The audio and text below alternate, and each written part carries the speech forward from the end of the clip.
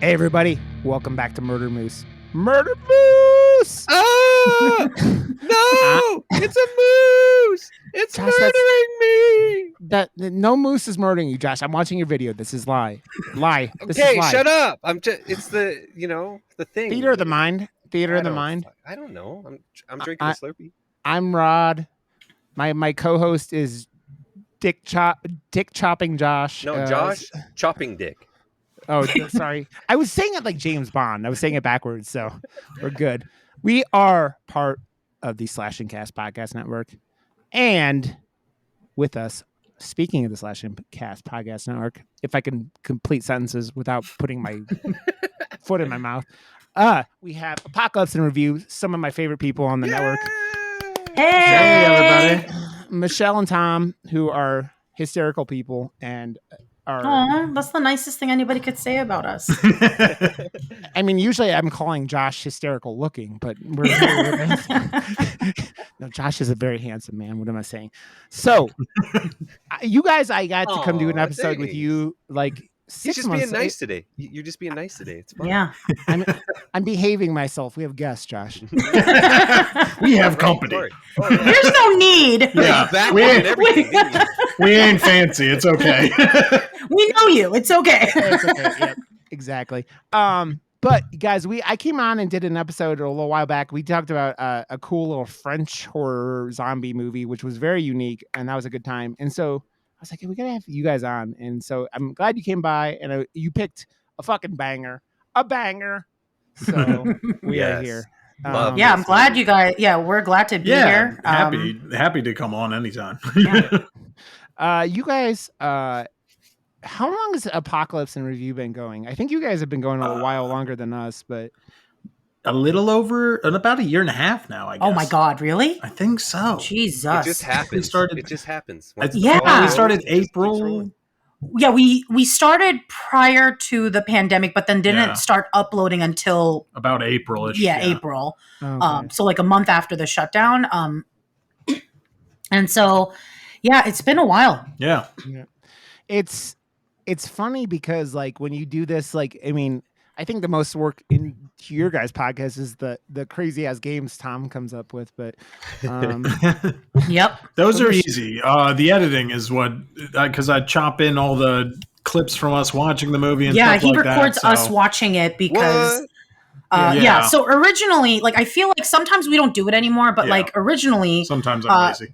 The scary movies we started off with. Yeah. I am a very vocal person when it comes to jump scares. So when we started this podcast, we were doing really scary movies and I hate jump scares. And so I'm just like cursing every 5 minutes. And so Tom thought it was hilarious. She's so gotten a bit more numb to it now. I think she's kind of mellowed out now. It's full. I just, I'm really good at just shoving it deep into somewhere dark. I mean, no, it's funny for someone. You guys do a podcast about apocalyptic movies, and Michelle, I think at least once every episode claims to hate movies. Except, I hate them. I hate them. Except when she's talking about Twilight, or not Twilight. Hunger Games. Hunger Games. She was all about it. Yeah. I mean, I have said in the past that I am basically a basic bitch. Like,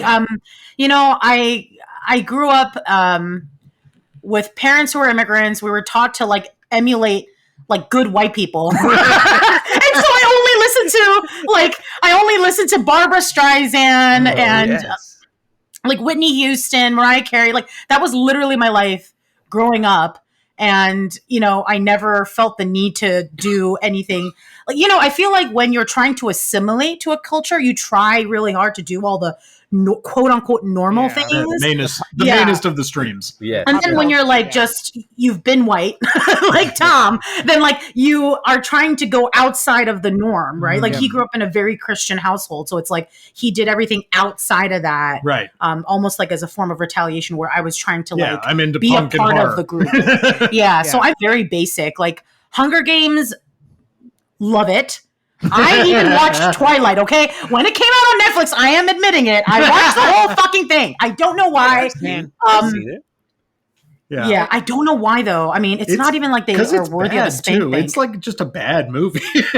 I would say with the first Twilight that the soundtrack is actually a banger. Like the soundtrack for the first Twilight movie is actually pretty entertaining. I like my vampires sparkly. Yes.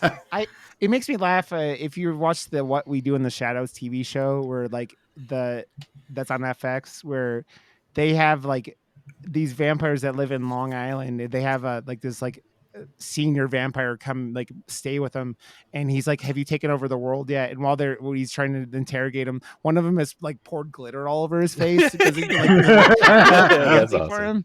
And it's like, man, this is I just think that's like that stuff is like, I think it gets way too much shit. Like as long as you're not sitting there going, man, Twilight is a really, really wonderful movie, then you're like, then you're doing yourself. Like, I don't think it could hurt. Like, it doesn't hurt anyone, right? Like, there's way more harmful things. It's fine. I'm not going to judge you if you like it or anything like that. But I couldn't make it through. I could not make it through it. Yeah. Michelle was like, "Sit down, watch it with me," and I was like, making fun of it too hard. Oh. So she just gave me like death stare and like. I was like, I'll just see myself out. Tom, you watch the last two movies because it has some of the worst CG you've ever seen in any hit. It's so upsetting. And the thing is that Mackenzie Foy girl, I am obsessed with her. I feel like she just looks like a living doll, right? Yeah. She's the one who's the daughter, right, at the end. But what they decided to do is instead of just using a normal baby, they decided to CGI the girl's face into a baby's face and then just grow. Why? So you're just like, what? So your eyes are, you're just like it's so distracting that you don't even remember the movie. All you remember is this creepy ass looking baby just growing with a CGI face that just keeps, it's nightmare fuel. That, and the whole, like, they do one of my least favorite things of all time in movies, the "it was all a dream" thing that makes me angry at the end of that last. Like, one. So none of this mattered, and I shouldn't have watched it. That's what you're telling me at the end. Yeah. So like, there's sometimes you could do the dream thing, and it's okay. Like Josh and I did a movie called what was that? The sleep study movie that we did, Josh, where it was like about night terrors and stuff. But it had a very sleepy like message at the end, but it was like.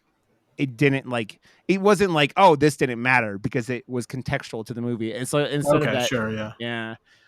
I think sometimes you can pull it off, but it's What'd you say, Josh? But also it left you with more questions too, though. Yeah, so it's set up a lot. It was a thinker, and that's like the stuff where it's so weird. Like those things are. I mean, we have Twilight, which started off like. Started that, and then they made 50 Shades of Grey, which was Twilight fan fiction, and it was the worst shit ever. So all of it is very weird. I will say I read the book, but I refused to watch the movie.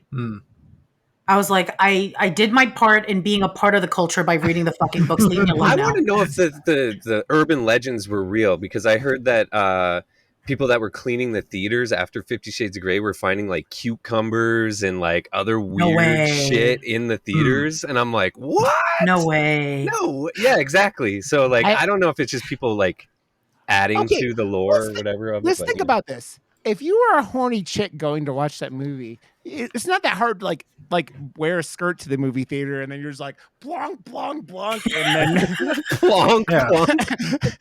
Is that the sound it makes in the theaters? That's an odd choice for the sound effect there. I mean, I could have just said sploosh, like pull a Pam from Archer. Sploosh, sploosh. But no, I mean, that's kerplunk. Kerplunk. I could drown a toddler in there if you've never watched Archer. It makes me think of what the fuck. My wife drugged me to watch Magic Mike in the theater, and but that's a good movie. I know it is, but the point is second one's not as good. Yeah, the horny audience was very weird because it was literally just like everyone. There were like 3 guys in there, and they had all been drug in. You could obviously tell they had all been drug in because they were in there with it's a weird aspect because like you can sit in a movie theater and share a laugh with people or be scared together. Oh yeah, it's weird to have 300 horny people in the same room. Yeah, and you can't do anything about it. Yeah, and you just like egg each other on. Yeah, it makes you think like what was like. Was there like a gentleman's agreement at like old porn theaters? Like, was there just like a look? We're gonna look at the screen. Yeah, just don't get it on me, all right? Just don't get it on me. Don't talk.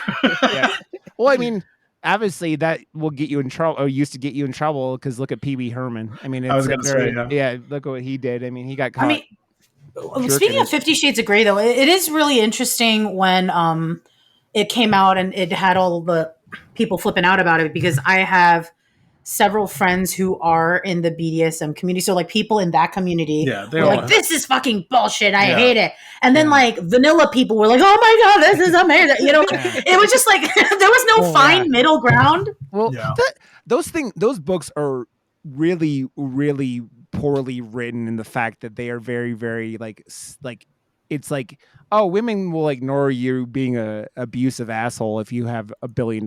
It's a very like very. I mean, not completely wrong. I mean, completely. Yeah, I've seen all those movies. It is insane. Like especially the first one. It's like I always give my wife shit. I'm like, punishment, and I just like smack her ass. I'm like, 1, 2, 3, 4. It's just not really, but like it's like a joke because that movie is it's very convoluted. It's very BDSM, from what I could tell from the community, is very it's a very consensual, very it's a very specific thing, and like they don't make it come across like that in that movie. It just seems like, oh man, I think that's why people in the community were just this is some But also, bullshit. I feel like this book wasn't really supposed to be a book. Like, I think it started off as like an online. It was Twilight. Like this woman just wrote it online. Yeah. Like, and then, and you can tell so I have this issue with grammar. I can't stand it when I read a book that is like an actual book. Yeah. And then there's grammatical errors in it. I'm like, who the fuck was auditing this shit? Like, and that's what that book is. That book is filled with just issues. And I'm just like, especially, I assume the first one, especially because I think she was putting them out, like you said, online, and then it like transitioned into like it becoming that thing. I assume the other ones are better, but man, maybe they got an editor this time or something. I don't. Maybe a little, but not by much. I mean, you guys talked about it's funny because you talked about that. You guys talked about John Dies at the End, which kind of had that same situation where like the book was written like that online, and that's one that's been on my list for a long time that I still haven't seen. It's weird. It's such a you good should one. watch it. Yeah, it's so much fun. Very, very weird, and it was one of those like another Paul Giamatti being a weirdo, which he like all he does now. He's typecast himself now as like, I just want to do that now. So like, I want to be known as he's that. good at it. I just watched, my wife and I just watched that. Was it called Milkshake? Oh my God! Yeah. Thank you for bringing that shit up. I don't know what y'all thought about that, but like I don't know if I'm going to anger people, but. So I watched that, and then I was like, what happened to my life? I want my time back. And then immediately after, we watched Jolt. And I was like, is Netflix and Amazon at war with each other to figure out the shittiest way to make movies now? Like, just throwing shit. The Bodyguard's Wife movie or whatever. And like, it has good parts, but overall, it is just as throwaway, I think, is what you're talking about with those other movies. Josh has been shitting on the Alien Chris Pratt movie for the last like 3 weeks here. So really? Tomorrow War or whatever. I wanted to watch that, but I didn't know if it was going to be worth it for me. I think there's entertainment points to it for sure. There's cool aliens, but like the story and just everything that happens. That's what I've heard about it too. Oh my God, are you kidding? Of course that happens. Chris Pratt is really good as always. It sounds like, but he's Chris Pratt. Yeah. He's done some shitty movies lately, though. So. But it's just like Ryan Reynolds. You put Ryan Reynolds in an action movie, he's Deadpool with quips in every movie. I know, yes. And then I was just going to say Chris Pratt is Chris Pratt in action movies as Chris Pratt now in every movie. So it's just you know what you're gonna get. It's more Chris Pratt, right? So even like Ryan Reynolds, there's only like one movie. I don't remember the name of it, but he like basically is an old dude that gets switched into his body. Oh, have you watched it? That's a cool movie. That was the only time he acted like somebody other than Ryan Reynolds. Because he had someone else inside of him. I guess so. And not in a sexy way either. So yeah, like, just a puppet way. Yeah.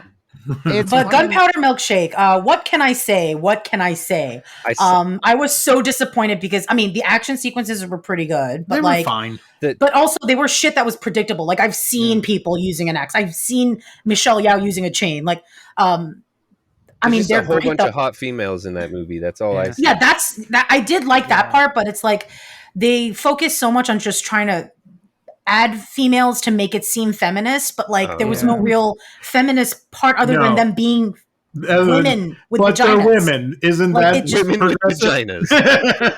It reminded me of there was another Netflix movie they did with like the guy who played Hannibal. What's his name? And he was the bad guy in Casino Royale. What the fuck is that guy's name? Hannibal. The TV show. He was the Swedish dude or whatever. Yeah. I don't remember his name. He had a Netflix movie where it was like a similar plot where he was like an assassin and he tried to retire and then they tried to kill him. And I was so glad I didn't watch it with my wife because someone gives him a French bulldog and he like wakes up in the middle of the night and has a panic attack and shoots it because he thinks it's someone's trying to kill him. Yeah. And it's like I have two French bulldogs and I'm just like no, you can't what kill are you a Frenchie. thinking about? No, bad. Yeah. And I'm like, did it add to the movie other than giving you creep vibes, you know? Yeah. I mean it's very rare that I go, okay, I could kind of see why you did this. Like John Wick, it's like a little like over the top where it does it, but it's but it's like the thing that needs to happen to kick off the movie, and you're just like, okay, we hate those people, kill them all. Like, like everybody universally agrees, you kill a dog, we're gonna want you dead. It's so funny because like I streamed The Last of Us 2 on my Twitch channel last year, and I got fucking people are attacking me in my chat because I'm killing dogs in the game, and I'm like, they're attacking me, and it's a video game. I'm not doing this. It's not real life. It's not real life, guys. And so it's people are very very sensitive about animals and like that kind of product, right? It's very, I mean, we're like very pet owner people. It's funny though, like you think back longer, if have you guys seen Boondock Saints, the original? Of course, the cat scene where like he slams on the fucking table and the pistol goes off and there was a cat and then there isn't a cat. So it's the kind of stuff you're like, I mean, I will say, I mean, that is like one of my favorite movies. I just watched it again a couple weeks ago. I try to watch it once a year. Which one? My wife has on her sides of her feet, she has tattooed the Latin words that they have from. So like, genius. Talking Boondock? Yeah, those they both have on their. The second one was just an abomination, though. It wasn't very good. You're very correct. I don't remember. I know I watched it at least twice, but I don't remember it. So I'm assuming that is what it is. Yeah, it's the first one is so good, and the writer director, he was like this nobody, and he wrote this thing, and he was like, there were so many people that wanted to buy it, and he was just like, oh no, I'm gonna hold out for more money. I'm gonna hold out. So he held out. And then he kept holding out and saying no to everyone. And then all of a sudden, the offers stopped coming in. And he was like, what the fuck? So then he ended up having to make it himself. And it was still the gem that it is. But everyone was just like, well, fuck you, man. Like, what the hell? Like, we're offering you this much. And then he made the second one, which I guess he's one and done. That was a big... I mean, what's... the stuff behind Boondock Saints is pretty like fascinating. Like, what's the douchebag that went to jail for doing a whole bunch of bad stuff to women? What's his face? Yeah, Weinstein. So Weinstein, right, met what's his face, the director of the movie, when he was like working at a bar, right? Yeah. And then he manages to talk Weinstein into this movie. And Weinstein's like, okay, cool. I'm going to give you all this money and I'm going to buy this bar for you so we could co-own it. And then he did stuff. Yeah. Look at it's insane. And then he loved it that basically fucked it up so bad that Weinstein was like, fuck you. And then everything got like, he ended up like with like 10% of what he was originally going to get because he ran his mouth. And then Weinstein jerked off on a potted plant and everything is suspect after that because, man, fuck. It's, you know what sucks about these days now, man? Like how many people we're finding out are just shitbag human beings. Like I hate that shit, man. We're in the middle of like when we're recording this, like the Activision Blizzard things going on, and I don't know if you guys have been following that at all, but like what is that? So Blizzard's a video game company. They've been like one of the most fanatical fan bases ever, and they just California is suing them for like just being complete creeps for like years, and so like it's been a disaster, and you're just like it's all this shit where like a lot of people like looked up to these people and they're just like wanted to work here, and then you figure out they're like frat boy cultures and shit like that, and they're like, all shitheads and terrible people, and you go fuck. And then, I mean, we've been finding out about Me Too shit for years, and like now, and you're just like, how many actors just like fell off the face of the earth because they did something real shitty, and like you have Kevin Spacey like boning underage boys and shit like that. It's like, or that other dude from the Green Mile who married that 16-year-old when he was like 53, and then she, they finally came out. So she came out as non-binary, but like. She like finally opened up about how she was just in this super abusive relationship with him. And people like Chrissy Teigen. That's why Chrissy Teigen got like just shamed online because like she had originally told the girl to go die, basically tell her to go kill herself and stuff. Yeah. So it is really interesting how all this stuff is coming out. Yeah. All I gotta say is fuck people. Yep, that's fair. Most of them suck. Yeah, it's I mean, dude, we're in the middle of another pandemic happening because people are like, America, I ain't getting my vaccine. Yeah. America, you can't force me. And it's just like, man, I just want the world to go back to normal. I bought. What's funny is it happened during the smallpox debacle in the U.S. Every time, I mean, and Spanish flu. They all thought that everything was fake and there was a chip and they were implanting shit. Hey, if it makes me smarter and faster. I'm all right. Yeah, I'll do it. It's fine. I've already got trackable stuff in my pocket, so it's fine. We all have cell phones. If you don't think they're fucking tracking you with that bullshit, I'm in front of this all day, and I keep getting warnings that every program is watching me, and I'm like, well, who's watching me? Like, I feel like if you have an Alexa in your house, you don't get to say shit. Okay, like no, you don't get to talk about how the government bitch, you have no fucking clue what you're talking about. And also it's like, what delusion of grandiose do you have about yourself that anybody gives a fuck about what you're doing? Yeah, exactly. Like, what are you? I mean, God, but these are like, let's be honest. You guys live in DC. You saw what happened in January. These are all the people who decided that they were going to shit on the walls of the Capitol and then like, and then post I was working downtown, like 2 blocks from the Capitol. You saw that creepy dude with the horns. Yeah, I saw the Buffalo guy. You did? The shaman. Yeah, I saw him. He walked right past our job site, and a bunch of dudes with those zip tie cuffs, the flex cuffs, and stuff like that. So you saw the Forever Purge? Close to it, yeah. So I didn't go in on the 6th. Like, we were there on the 5th. I wouldn't saw it all gathering, and I was like, I don't think I'm coming in tomorrow. Like, Tom's like, I think I've seen this in some of the movies we talk about on my podcast. America is happening right now in front of my eyes. So bye. It was pretty wild. I did get to drive through DC though and play Nazi Punks Fuck Off by Dead Kennedys to them.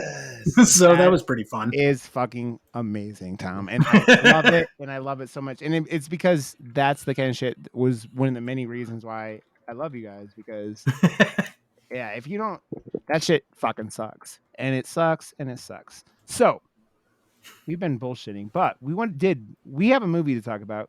So we were talking about. Oh yeah, I forgot about that. That's what That's what we're all gathered here for. We'll diverge at least 7 or 8 more times. I'm very ADHD, and so is he. So sure. I think we all are. I mean, I think our generation was built this way, just the way we were raised. So I think it's all good.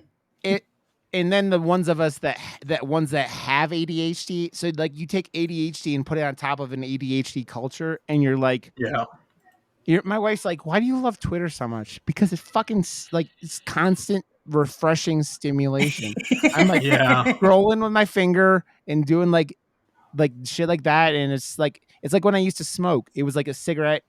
I didn't smoke because I like to smoke. I liked the social interaction back in the day, and the fucking, but the that's the process of smoking a cigarette. Like, oh, it's so great. Yeah. Oh, I miss it a lot. So much. I just wish my wife just quit. Oh, nice. Nice. Yeah, we switched to a vape, so now we're addicted to a vape. But hey, I mean, hey, small steps. Lateral-ish I quit move. a long time ago, so I know the pain. It's not an easy thing to do. You get the other stuff outside of nicotine out of you, and I think nicotine's not great for you, but it's the tar and all the other shit that's exactly like I feel like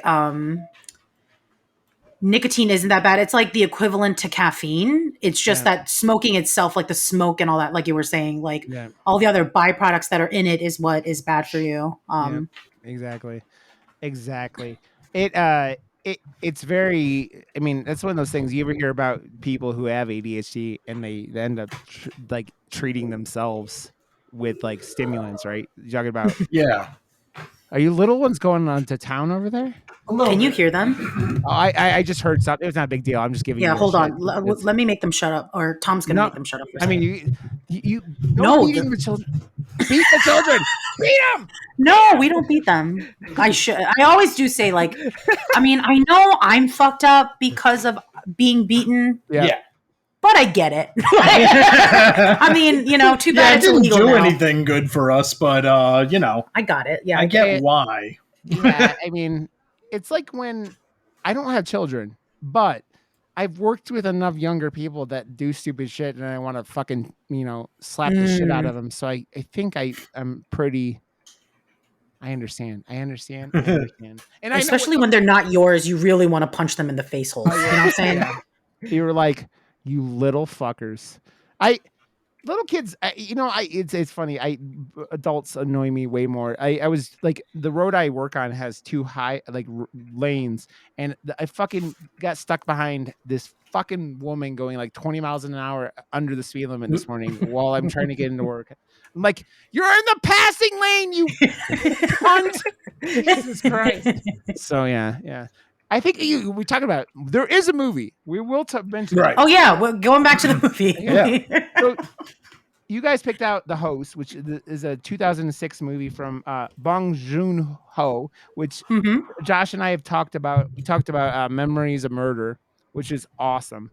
I just love Bong Joon-ho. Like when I saw Parasite, like because it came out early on in the year and like no one knew it was going to be an Oscar movie and stuff. I was yelling at every rooftop. I was like, this is the best movie you'll ever fucking see. Like to all my friends. And they're like, I don't want to fucking read subtitles. I was like, it doesn't matter. Watch it. You fucking love it. And then it won Best Picture. And they're like, oh, maybe I should have watched that. I'm like, oh, shut the fuck up. Yeah. I mean, Bong Joon-ho does such a good job of incorporating his viewpoints on Korean society into his movies without it seeming too lectury. It doesn't seem like shoehorned or like ham-handed or anything. It's just kind of like we're telling a good story, but also think about it. Think about it. We were talking before we started about the Koreans like opinion about Americans, especially with the military being around there. And he kind of uses that as a driving force in this, and like what it's such a funny thing in this movie. They're all just such idiots. And it's classic. So like in Korea, like I was talking about how there's this love-hate relationship with America. Like you're ingrained that America is the best. that you constantly have to strive, which is funny because Korea is now way advanced in technology, like most things, and probably education that America is now lacking in. Yeah, things that matter. But the thing is, like, they love American stuff and they like American people, but like the military is what really messes with them. And like I was telling Rod earlier about how there have been like multiple instances over the years, but like the one that came to my mind was when these two young girls were going home from school and these drunk soldiers in a tank literally like ran them over and turned them into human pancakes, and nothing was done after. And like it was, and I only remember because like I was out there like protesting and doing a whole bunch of shit because I was like hanging out with a bunch of Korean people who were like into social justice shit back in the day when I was in high school. And I was really loud. So they loved using me as the young, loud voiced person just screeching and like yelling at the top of my lungs. She doesn't even need a megaphone, guys. She just I don't. No, she really doesn't. I don't. Man, and what impresses me about him so much as a director is his ability. Josh and I have pointed this out, like talking about other Korean movies, but the ability to like not just like be like throwing jokes. There are like legitimate laugh out loud moments in this movie in multiple points where you're like, holy fuck. I mean, I look at I think the scene in the shack where they're like the food shack towards the middle of the movie where he's describing his idiot son and he's like, they're all sleeping. He's like a sick rooster who needs to nap or something like that. The motherfucker has like narcolepsy or something like that. And you're like, man, and shit like that, that just stick out. The guy does such like, he blends all these scenes and like genres into just like, he doesn't stick alone. He really does. Yeah.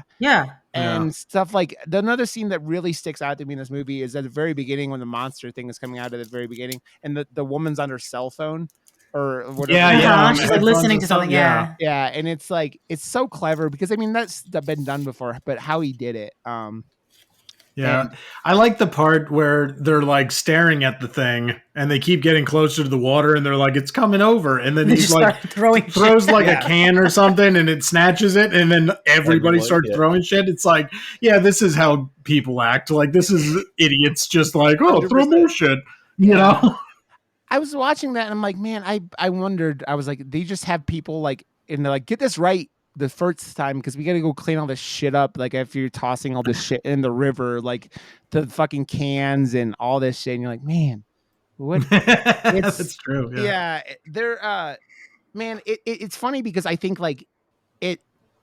I don't know about you guys, like after living through the pandemic for the last year plus, like it felt like kind of normal to see people running around in masks for like. I had the exact same thought actually. I was like, it didn't strike me until about like 3/4 through the movie that like at the time this was filmed, that wasn't normal to us. In this country. Like cool to rewatch it now with that like in our heads and being in the pandemic and. It was a weird thing because, I saw this in theaters when it first came out, and this is a wicked movie to see on the big screen. Like the monster, it holds up so well. I'm like the CGI. When was this made? Like 2007 or something? 2007. Damn, like he got really good team in San Francisco or something. I know. I was surprised because I was like, oh man, because usually I have to mentally prepare myself for like older movies if they have a lot of CGI in it. Because everything ends up looking like a fucking penis or like a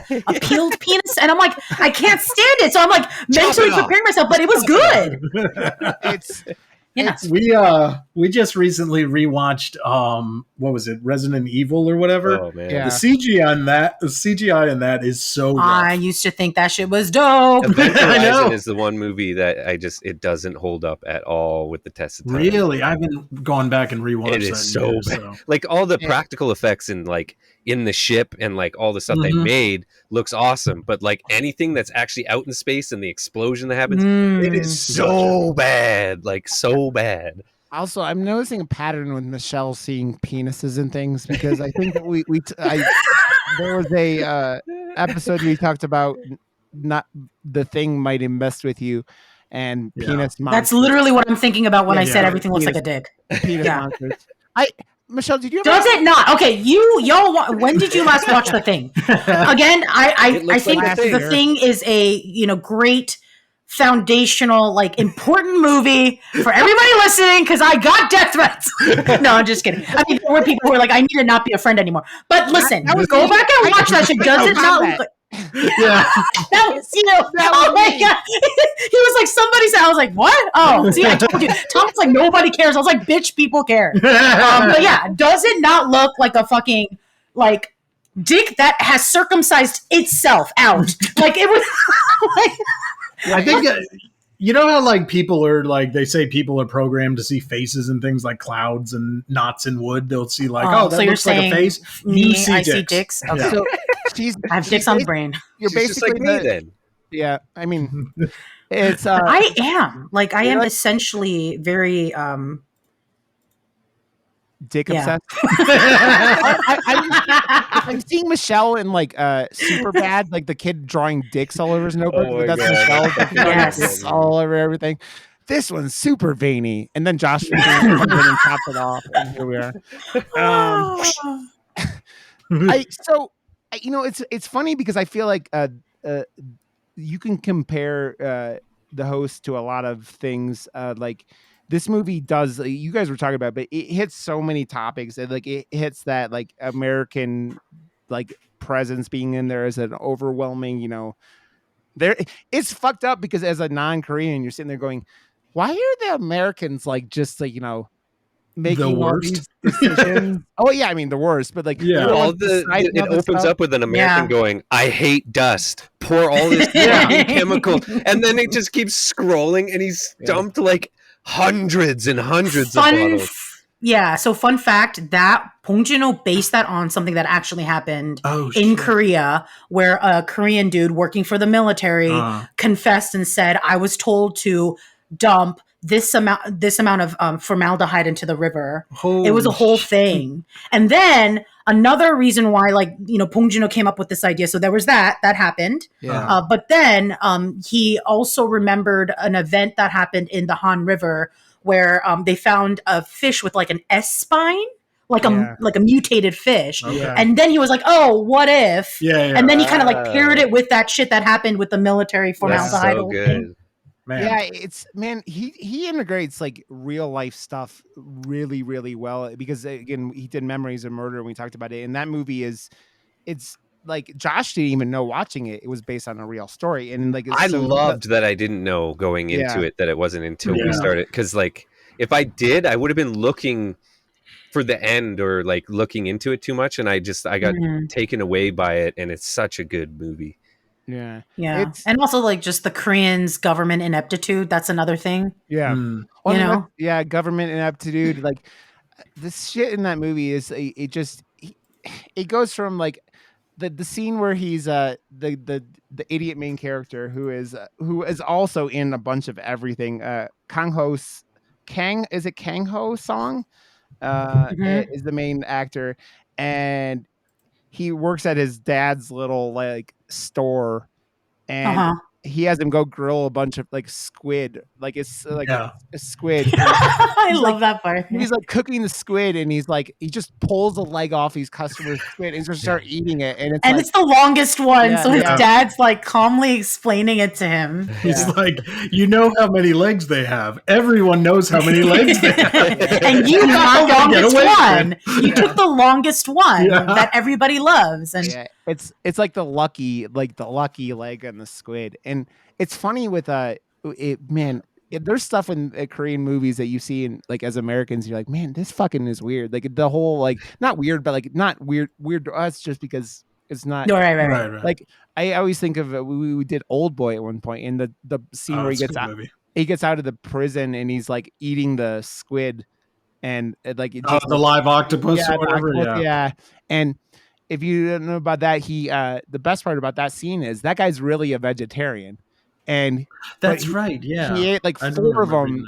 he had like 4 of those things like to do the shot and get it right, and I'm like, that's some fucking dedication, man. But octopuses are like, they could fuck you up, man. They got those suction cups and shit, and I know. And when you eat the live ones, they suction into your mouth. I heard. I haven't done it, but my brother and most of my family have eaten it. Yeah.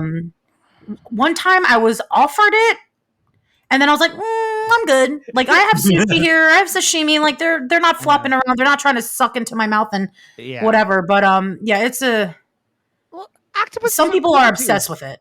Octopuses are cool. Like, if you ever see things about octopus are fucking. Aren't they like sentient beings to some degree? They're like really smart. It makes me upset that I think they're so delicious.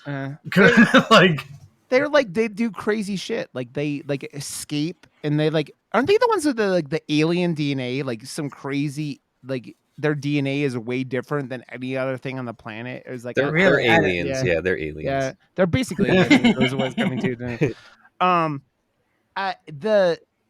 The characters in this movie are so, like, I love the characters in this movie. The father is, I love him because he knows his son's a kind of a giant idiot.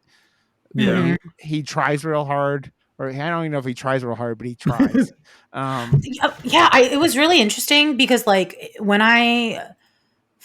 you start watching the movie, like, I was so surprised that the father was just very forgiving of him. And then I started to realize it's because the father believes that he actually has some form of learning disability or something going on, right? So it's not him just being an idiot or an asshole all the time. He genuinely is going through something, right? Like, so it is interesting how he's so forgiving of him the whole fucking time. Because, like, if it was my dad, he would be slapping me upside the motherfucking head every time I do something stupid. And just he thinks he's so dumb because of something bad he did when he was growing up, right? He didn't get the protein he needed. He was basically saying he was malnourished into this or whatever. He needed it the most.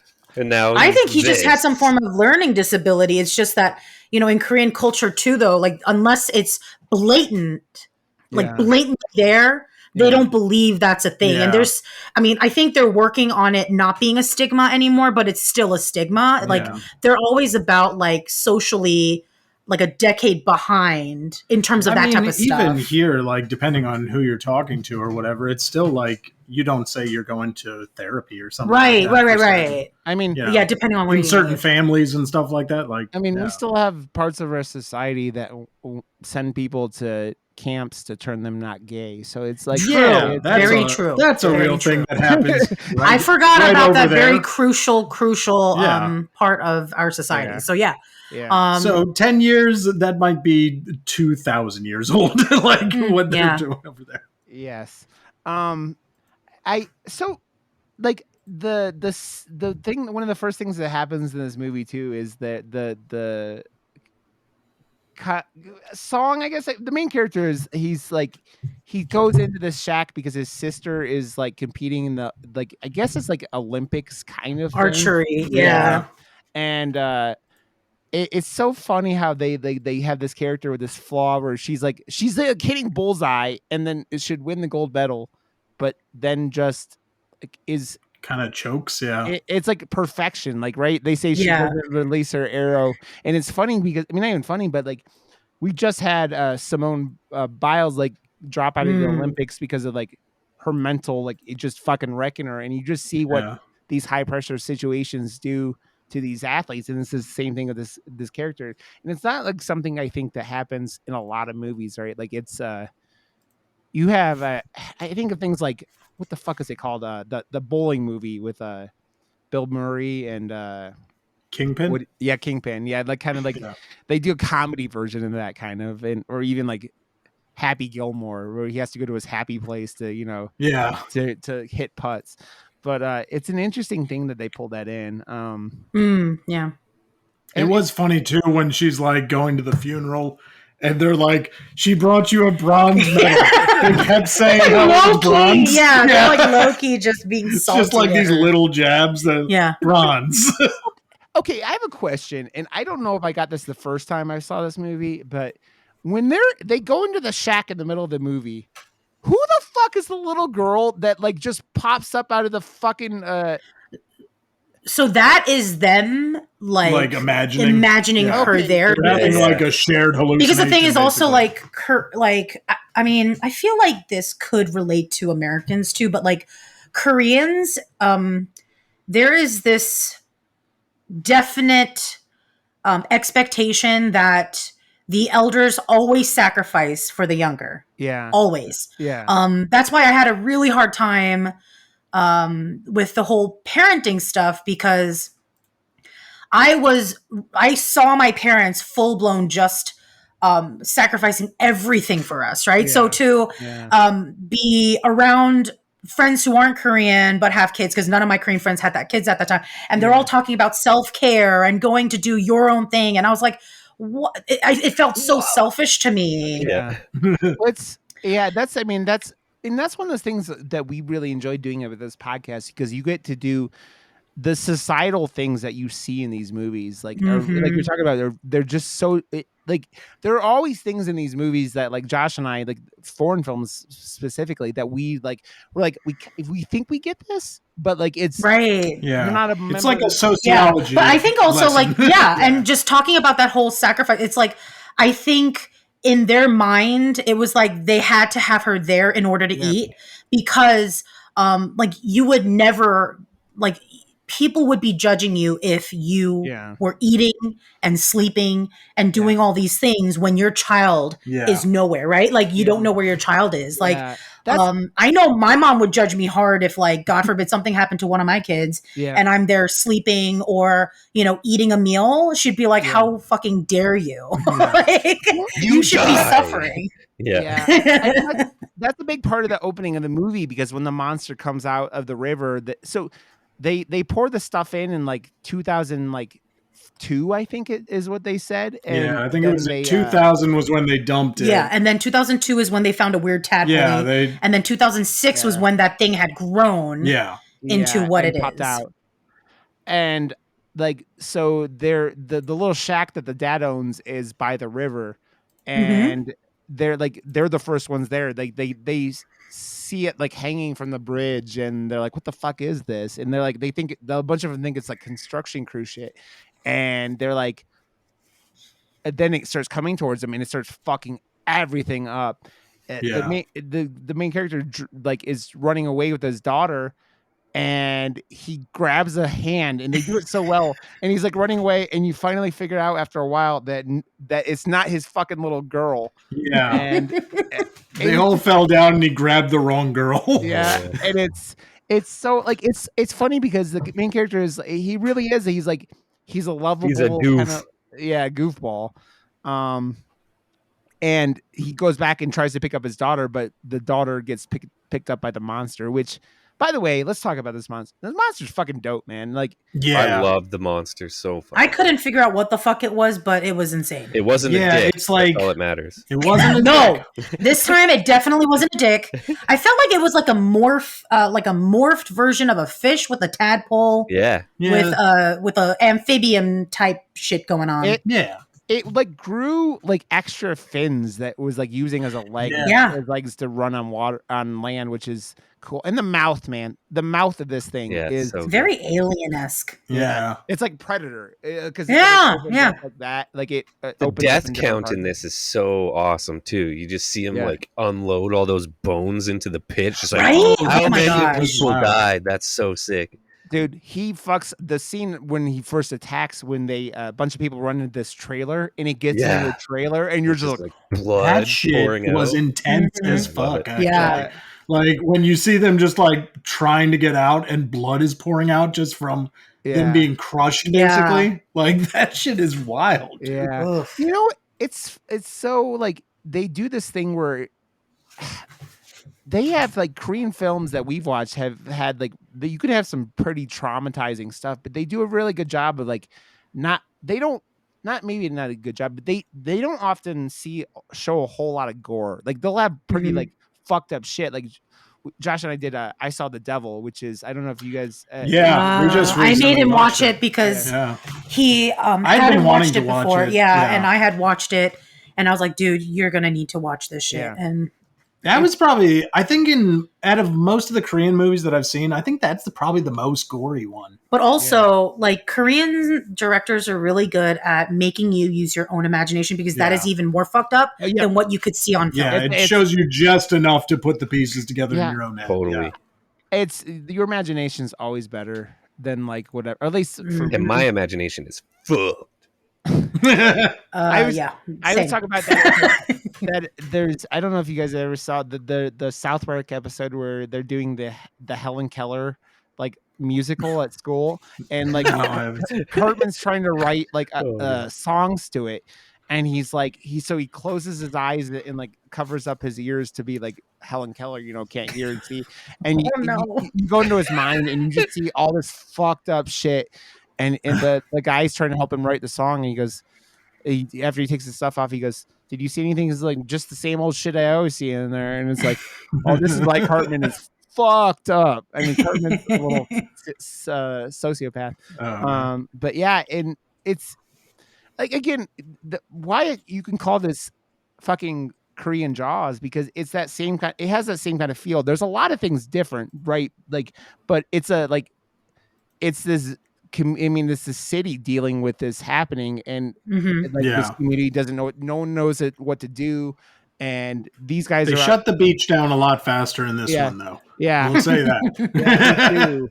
It's not the 4th of July. That's why. They're dealing with that.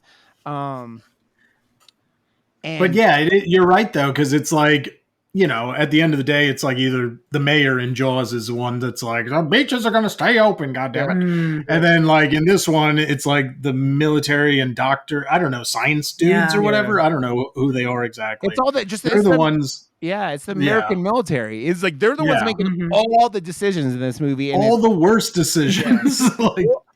Because then it's funny because then like the Korean like parts of the bureaucracy don't seem to be doing much better with anything, right? Like, no, they're known for that though, and I think that's why they purposely made it that way. Yeah, they keep like capturing the idiot, and then like he keeps getting out, and like he gets out like 6 times in this movie.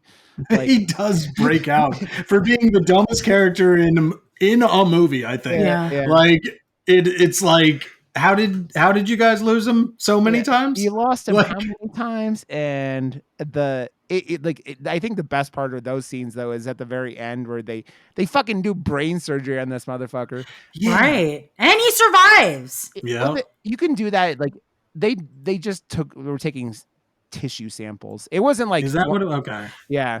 But they had originally said in the movie that the person they did it to prior to him died from the shock, from the brain thing. But also, I don't know if y'all noticed this, but like, did you know? Like, I was like, why the fuck is the military there, like sectioning everything off, but they're not doing anything? They're like, they're not like shooting at anything. They're not trying to find it. Yeah. They're just walking around, just meandering and fucking with all the people instead. Getting people out. They weren't doing anything. Like, it's go after the monster, like these guys catch the thing. Like these heroes are, instead of just making everyone a freaking fugitive now. It's like the one thing that they decided to do was like, we'll kill everything in the river. Like just everyone as well. Like, everyone's bleeding from the ears and stuff. I thought of that, and like it had a very like, I mean, it reminded me of what the US did in Vietnam, right? With the Agent Orange. Project Orange. Called it, Agent Yellow. They put it Agent Yellow. Very thin veil there. He wanted it to be known. But like it's so like there's so many social messages in this, like as you're saying, but that they're never. That's what sucks about movies, is when they take social messages and just shove them down your throat. They're like, oh yeah, you're gonna understand this. Josh, did you bitch about that last Black Christmas movie that came out, the one from like, we never watched it, but I saw through it, and I've heard those things about it as well. So I'm like, I got to bring this up, because if they're just making these movies just for those reasons, it's like, well then, like you were saying with the feminist movie trying to be feminist by just putting in some women in it and stuff. It was they should put Laverne Cox in from Jolt. Jolt had Laverne Cox, and I was like, they just underutilized her in that movie. Like, they should have put her in as one of the other hitman in the milkshake, whatever gunpowder thingy. That one could have been like the writing was bad, and there was just a lot of bad. I want to know what Rod thinks though, because it's like I feel like I'm just shit talking this movie. I haven't even told. Yeah. So no, I liked it, but it's not a. I also like a lot of the cast. Like I really love Killian, or what is her name, Karen Gillian and stuff like that. Oh yeah, so do I. She's freaking rad. This movie, it did things that aggravate me in action movies these days. I hate CGI blood. I hate CGI blood like gunshots, because I understand trying to save money, but like squibs are like aren't fucking expensive. Like you're like in the. I've seen like Indonesian movies where they do CGI blood like people getting hit and the guns going off at the same time, and you're just like, stop. No, I don't like it. But yeah, it was just a dumb action movie. I had fun with it watching it with my wife, but like I'm like I felt like, didn't you feel like you laughed at parts that weren't funny? You're literally laughing at the film. You're not laughing with it. No. You're laughing at it. And I'm like, and I'm wondering if like it felt like they were trying to like inject like comic relief, but it was so bad that it actually like was not funny, but it was so bad that it looped around to being funny again. Because you're making fun of the actual movie being so bad, not that it was actually funny. Yeah. You get what I mean? And also Jillian, like the woman, the main character, like I used to like her until I started feeling like she just overacts a lot. Like even this one, I'm like, did she purposely do that? Well, not one character played it subtle in that whole movie. That's true. It was over the top. I think like they tried to play it like a B movie, kind of feels like. Didn't it feel like they were trying to copy Kill Bill? To some degree, like the dialogue and like there was the overacting type. There was thing. Some Kill Bill-ish vibes to it. Yeah.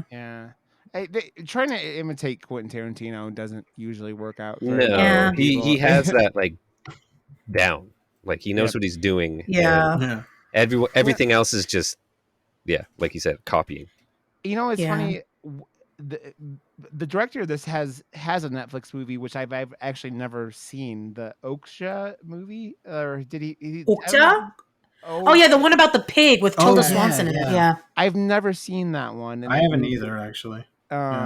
It's one of those movies that like that's one of the problems with being a Netflix movie, right? Like because you're like, oh, I don't need to watch this right now because it's on like whatever, and then it goes away and you're like, god damn it. What the fuck is it? So that's one of those ones I need to pick up and watch.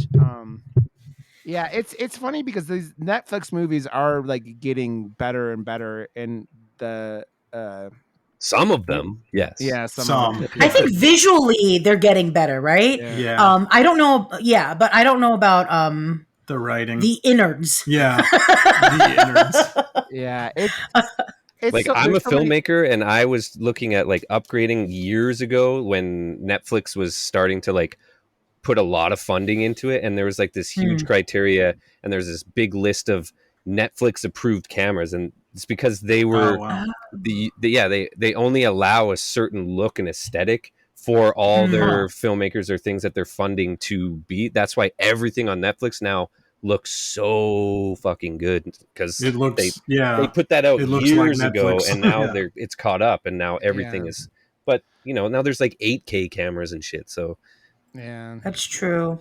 I've had a 4K TV for years, and I don't know how many things I've watched in 4K outside. Exactly, right? There's very little actually available. But also, it's trippy as fuck. Like, all the new TVs that everybody gets, it's like too real looking that it like messes with my brain. I'm like, I like my TV looking like it's a TV. Like, I don't want to look like I am getting a 3D version. Yeah, they put the hertz up so much that it gets rid of motion blur. We're used to seeing movies at 24 frames a second, and they turn the hertz up and the frame rate up so it looks like real life, like a picture. I don't like it. That's not a movie. That's not what we're like. That's not what the filmmakers filmed it at. And there's a new I don't know, all the like biggest directors and stuff are like they started a guild to make sure that like movies and TVs and everything follow the direction that they want their movie to be. Because I've seen that as well at my friend's house. They have everything set up like the TV wants, and I'm like, that doesn't look right. That doesn't look good at all, Right? and it looks Yeah. terrible. Like, so they're putting this thing that apparently TV companies are now going to like make it so if you put in a movie or watch a movie, it will change the settings on your TV to the right thing, and you'll see it at the frame rate, and the color grading and all that stuff will be like. I respect that. Yeah. Like, I don't like watching something. Like, I remember when I go to my sister's house, it freaks me out because we'll be watching like Modern Family, and I feel like I'm watching a behind the scenes in front of them, and I'm like, what the fuck? Like, I don't like this. It like, feels voyeuristic somehow. But yeah, like you said, like I think once Josh described it, I was like, okay, I get it now. But before I couldn't figure out what it was, and I tried to explain it to my sister, and she's like, I don't get what you're talking about. And I'm like, bitch, you don't see this? You don't see what's in front of your eyeballs right now? Sister's voice. Oh yeah, no, she doesn't talk like that at all. Not even kinda. I have to use a Valley Girl accent for her. Yeah, it reminds me of, I don't know, like when they put one of the, I think it was the Hobbit movie, and they put it into the movie theaters at 48 frames per second. I think it was like 90 frames a second, actually. What? It was something insane, but it was you went stupid. and saw it, and it looked like you were watching a soap opera. Like it was like that was like the kind of quality it felt like. It was like very weird, and you're like, yeah, why would you choose to do that? I think the problem is like they're doing all this innovation with this stuff, and it's like, but why? Like why? Like the you're talking about 8K TVs. What are you going to watch in 8K when like nothing is like, we're all streaming everything now, and so you get stuff to come in and it looks good, but like it doesn't like. No, we're not gonna. We don't have the internet to fucking stream 8K yet. Like I know, but I feel like, I mean, sometimes I just watched The Matrix, by the way, so I'm like, okay, maybe this is their way of slowly getting us to a point where everything is so fucking realistic you'll never be able to tell anymore. Yeah, everything is. Yeah, I mean, there's so much of that. They're getting ready to plug us in. Yep. Yeah. I'm in. I'm there. Sign me up.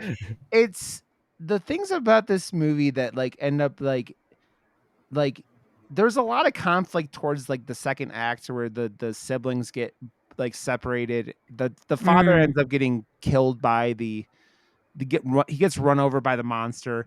He gets brutally murdered. Like he gets fucked up. That's the only death in the movie that I was like, oh. You know, like it hits you, like you. Yeah, he's the carer, he's the nurturer of the movie, and there's two of them because the ending is like, the ending is rough too. Yeah, it's because you keep like being like, she's gonna cough, she's gonna, no, she's not. Yeah. And then you're like, oh, she must have been fine, and okay, fair enough. I'm not a monster. That is.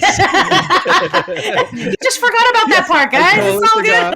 We're blocked it. Yeah, I blocked it out. That's what's that. She runs like you were like at the end. You're like, she's gonna run in the place, right? She's gonna be fine. Right? Everything's okay, right? Yeah. But like, that's another thing that Korean cinema does. Like, I think it's like in this kind of movie, they're more than willing to like knock characters out. That like that's very true. Yeah, they're very willing to leave you with not a happy ending too. Yeah, which Josh, is Josh is a big fan of like he always talks about doing his short films and how he's like, I'll kill every motherfucker in this thing, and just like I've done like on my YouTube channel. There's like I think 6 or 7 shorts, and I think 6 out of the 7, every single person dies in it. So. It's just something I like to do. Which I think is more realistic, isn't it? Like when, like we're always fed. I do think films are getting more closer to like what we imagine in general as life, because like I remember back in the day, it's always been the good guy wins. And then have you noticed also like how all these movies that used to have a clear good guy, bad guy, there's always this very human aspect to the bad guy. So you're always given, like even the Marvel's been doing that a lot. Well, Marvel and DC have been doing it like blatantly, where it's like, you know, there's never a real bad guy anymore. Like there's always a reason to their. I think that changed with like Black Panther, especially like Killmonger. You're like looking at and you're like, I get it. Like I get it. It's Killmonger is that the thing where the first villain that Marvel did that was like, wow, this guy you kind of like understand what's going on, and just a generic dude taking over the world kind of thing. And it's not just evil for the sake of evil. Like it's like, oh, I get how you got here. I see the road. I mean, you know, even Thanos, like they did a good. That's what I mean. job. Yeah, Thanos. It's like this guy's a psychopath, but you understand after he watched his whole world, like go down, like everyone died because they didn't have resources, and he goes, there's this old thing where it's like, oh, okay, I'm gonna make sure this never happens again. And it's like I mean, it's the whole like, would you kill one person to save 10 people kind of thing? It's that kind it's the trolley thing. Yeah, and so that's kind of what it does, and it is it's, I mean, it makes things more compelling because like when you're like, I'm twirling my mustache villain who's dying, some Snidely Whiplash looking motherfucker. Yeah, like that's you're not, you're not like something that is like relatable, right? And that's, I mean, that means you're making a movie for adults that's aimed at 6-year-olds, when you do it that way, where it's just like, well, we're just going to make this the lowest common denominator. This guy's bad because he's bad. Accept it and move on. Shut up. Shut up. It's like Disney villains at that point, right? Like you're like Scar or like Ursula and like the Little Mermaid or something like that. It's like all that stuff, and it's just like, yeah, man. It's why I think that Disney things even like, made me like Cruella. Did you see that? That's a fucking. I didn't watch that yet. It's I'm waiting really for it to come out on the free Disney Plus thing. It's a really good movie. I think of just my brain just went ADHD real bad. Same. It went boop. I think between the four of us, this entire episode has been it's been sponsoring ADHD. ADHD. This is you.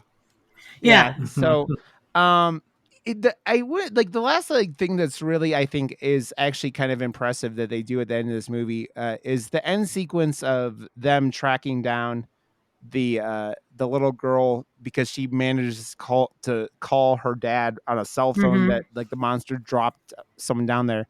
And all three of the two brothers and the sister end up going down and like taking this thing on. And I really like how the bow, like the sister is like trying to shoot this thing with the bow, and it ends up like she ends up lighting it on fire, which is kind of like almost the finisher. I love the scene where the homeless dude pours the gasoline on it. Yeah. The brother goes and like, he drops. He drops the Molotov cocktail. Doof in this movie. Yeah, it's such a perfect like thing, and you go, this is a realistic fuck up. It is. Yeah. And it's like I could see myself doing that shit. Yeah.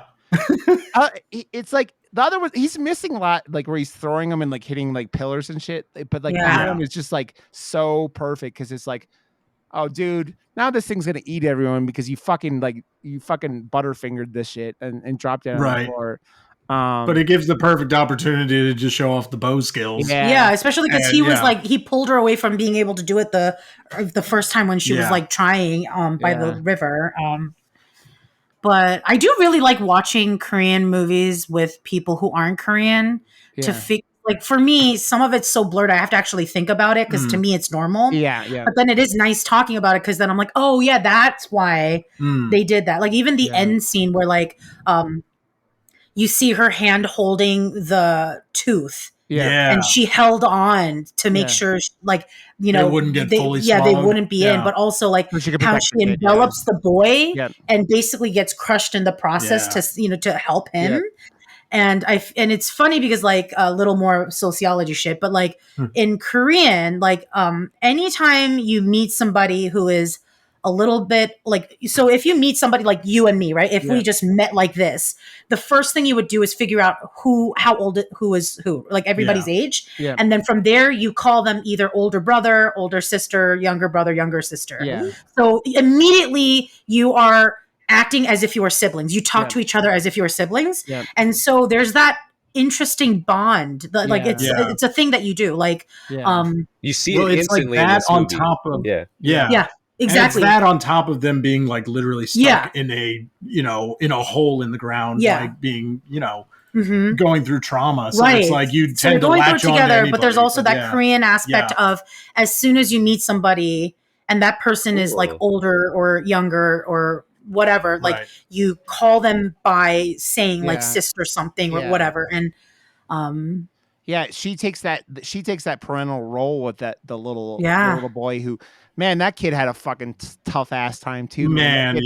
That kid in he was such a cutie though. Like you couldn't help but just be like, oh, I want to hug him. Well, I know. And the part where he's like, I'm hungry, I'm hot, I won't stop bleeding is like, it was so brutal. I think it kind of broke Tom for a little bit because that one hurt. He can't stand it when he sees children suffering in movies or in general, like news, whatever. He can't. Yeah, in real life, it's just kick him.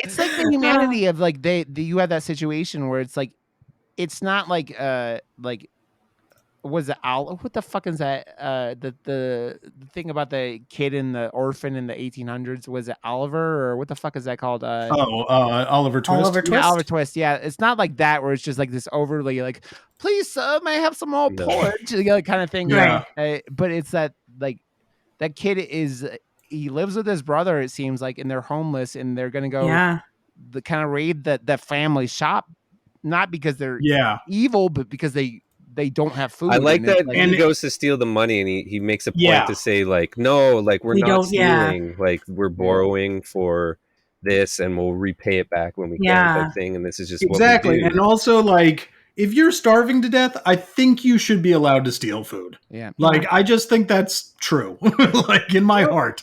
Yeah. Well, dude, it's so funny because like you ever see like there's fucked up shit happening all around, like how we treat homeless people here, like in the United States. Disgusting. Where like we spend more money to like I saw somewhere, I think it might have been in California, but they're like doing San Francisco. Yeah, where they're like the trash can thing. Yeah, and then like they're spending like $10,000 per trash can to make them $20,000 per trash can by the time it's all said and done. And you go to keep people out of trash cans. And you go, you know what you would do to feed those people or help house them or anything. Yeah. So it's like you see something like that and you're like, you should set yourself on fire. Like whoever came up with this idea should set themselves on fire. It's funny you mentioned this because just over the past weekend, we had this conversation with somebody who doesn't like, that's right. What you're talking about. Like, and a piece of shit. It was really rough because I'm trying to. Well, I was like trying to have a civil conversation, and you're never going to win, right? But I refused to give in, and like she was using the word bum. Yeah, and I was like, and that really kind of took me back. I'm like, wow, like.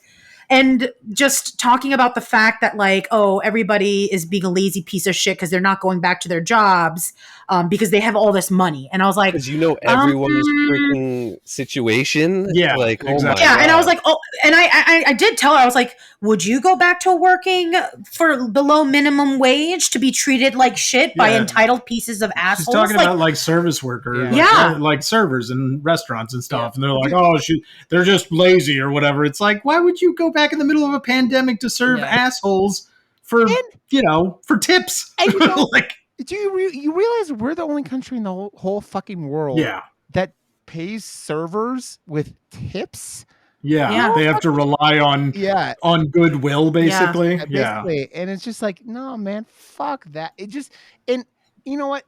This is the thing that I don't know. You don't know when you're like little, especially you're like about homeless people. But like I've grown up and like I have it fully thought in my head or like a belief that if you're homeless for an extended period of time, there are mental health issues. So it's like it's, and so you going.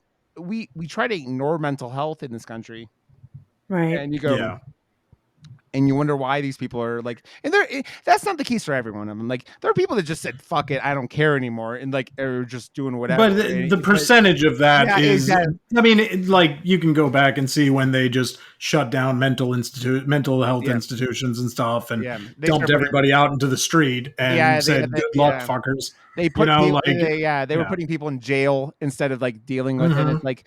It's like, man, you can't ignore this shit, and we try to ignore this shit in this country. And you might as well have debtors' prisons and shit like that now. Like it's fucking. And I feel like people always focus on that on that 1% of people who do milk the system. There are people who do, and I have met people like that. Tom has, like in DC, but like it's I don't know, like, why is it that we're always so obsessed about focusing on this 1% that doesn't matter? They're not the ones that we're talking about. Like, I mean, we talk with family members who talk about like how lazy homeless people are, or they have a choice, and I'm like, bitch, they're fucking veterans in DC who can't get the help that they need, and they're literally just like, the support the troops people are the funniest ones to me. They're like, support the troops, and then kick a bomb, as you know. And you find out that they were in the like, military for, you know, and then got kicked out and denied all sorts of shit, and it's the same people that go like that are like anti-abortion, and then they're gonna be telling you like, oh, you can't make me wear a mask, you can't tell me what to well, you're gonna tell other what, huh? You want to think about that? You want to go over that and have a clear, conscious like set of thoughts here with this. I have a really good story about those people. So because like the type of work I do, I get to meet a whole bunch of different people. You know, because usually, like, if you work in a specific environment, you're only around those similar type of jobs, right? I've worked for people who do all sorts of things, and one lady was a lawyer working for Planned Parenthood, right? And they had a list of all these anti-abortion people who would be picketing, doing violent things around all the clinics, and they'd have names and pictures and all that. And she was like, you would be so surprised at how many of these people actually come to use the services under aliases, and they go in to get abortions. Of course. Their children go in to get abortions, like all this stuff. And they're just big hypocrites. So the hypocrisy that follows that crowd. Yeah, that crowd is chef's kiss. It's the same people that go, oh yeah, we can't give like gay marriage, and then they're like, you catch them with playing the meat flute through a fucking bathroom stall at the airport. Like it's like it's the same bullshit. It's the you're ashamed of what you are, and so it's shit, man. I have one more thing that I have for the Korean thing that I find is very Korean. The eating scenes in this movie where they get around the table as a family on the floor, and they're all just like, you know, it's, you know, Americans are like, oh, I have my own plate and fill it up, and they're all just like, they're all just like, you know, eating what they're eating off of the table at the same time, and doing it's like a share, it's very communal. And usually you have like one main pot, and then you have side dishes. Some people have been learning a bit more about food safety practices. So now they will have like little bowls for everybody to ladle their thing, but like side dishes are usually still shared. And I mean, even us, we still, so like what we do as a couple is when we go out to eat, I don't know if other people do this, but we'll each order something different. And then halfway between the meal, we switch plates. Oh, cool. So we get to eat two different meals. That's actually really good. I like that. I would do that, but my wife eats like a 6-year-old, so it's like chicken fingers and macaroni and cheese. See, I'm not a big fish fan, and my wife is. So whenever we go out, that's what she orders because we don't have it a lot at home. So if we did that we'd probably both just not like the other thing. Interesting. See, Tom and I have basically identical palates. Okay. That makes everything better. Like, so you're like, you both buy the same thing and bring, but they're also bad because then, like, say one of you brings something home and puts it in the fridge, then the other one like might eat it. And, like, we almost never have leftovers. We are gluttonous fucks who will eat everything. I didn't get this figure for nothing. You know, Michelle, you have another story that it reminds me of. So I have this little married Asian couple. I'm not exactly sure where they're from, but they work at my office, and they build cables and shit for us. And cool. These two they're so cute because they're the smallest little people, but they always eat their lunch together every single day. But the one thing that drives me crazy, they always cook fish in the microwave. Oh no! And I don't know, like, I know it's a cultural thing, like they're like very seafood diet or whatever, and I'm like, but you guys are killing this. No, don't do this. No, don't do it. What type of Asian were they? I don't know. They're just. I couldn't tell you offhand. I'm very bad. I am the most white man in the world. Like I'm trying to like learn a little bit with this stuff, but like distinguishing Asian cultures like from just appearances, I'm not great at. I'm not. Yeah, it's probably best that you don't delve too far into that either. Yeah, exactly. That's why I'm like, they're nice people. I'm just like, man, don't cook the fish. I know some of them have no sense of what they're doing. Yep. Like, and then like but like my mom, like, so we used to own a store and we never cooked fish because of the smell. Yeah. And we didn't want it carrying in the store. But then there are some people who don't notice it. Like, yeah. I know I personally don't notice the smell of fish when I'm cooking it, like pan frying it or whatever in our house. I don't either, but but like outside, I don't do that. But pan frying is way in the different. Communal state, it's a different story. I think. Microwaving? Yeah, microwave fishing is way worse. It's way worse. Yeah, microwaving fish is like lighting Satan's asshole on fire with sulfur or something like that. It just does not work right. It does not work. I will say, in high school, my poor grandmother, I feel so bad now as an adult, but like she would make our meals for lunch all the time, right? Yeah. Like diligently. And she kept sending me with like ripe ass motherfucking kimchi with like hot rice and like other things like side dishes in like a little cute little container. But when you have hot rice next to kimchi and it's in a heated compartment, the smell is in fucking insane. And I remember my friends who were Korean, by the way. Yeah. I opened it up. They were giving me such judgmental. I felt such shame after that. I told my grandmother, don't pack me this shit ever again. Yeah. And like to this day, it's still like I feel like such a like a dick. like a remorseful. Like I feel so bad that I was like that to her. But you're a kid. You were a kid growing up here, and you're not. It's funny. Because you talked about your parent like just trying to fit in and stuff like that. That's the kind of stuff that targets you because kids are assholes. I mean, we all know this. Kids are mean and they do mean shit. Also, what was the dude when he opens the can at one point to eat? Yes. Was it snails? He was eating? No.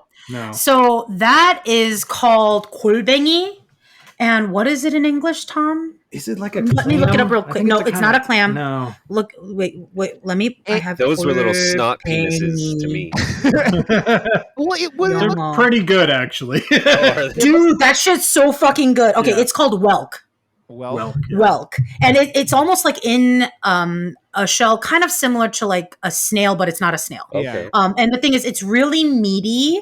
Oh my God, it's so delicious. And they brine it in this like sweet, savory type of syrupy thingy. I will say he does eat it gross. But also, like, I think they added, number one, he eats it really nasty because nobody finger F's it. Yeah. But also, I think they added KY jelly to the can because it is not that syrupy. No. It's literally liquid brine that they, it's like a sweet brine that they put it in. Yeah, it's usually red.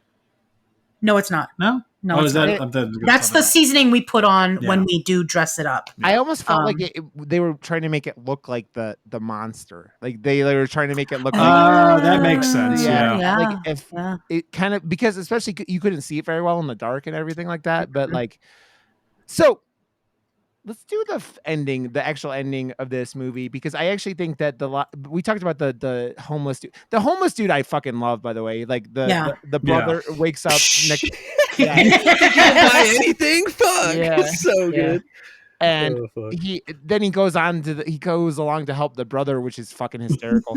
But it's funny because this character, the main character, is like sold as such an idiot for this entire movie. Yeah. And then he ends up being like the one who really like, sets his mind to like, I'm going to take this fucking thing out.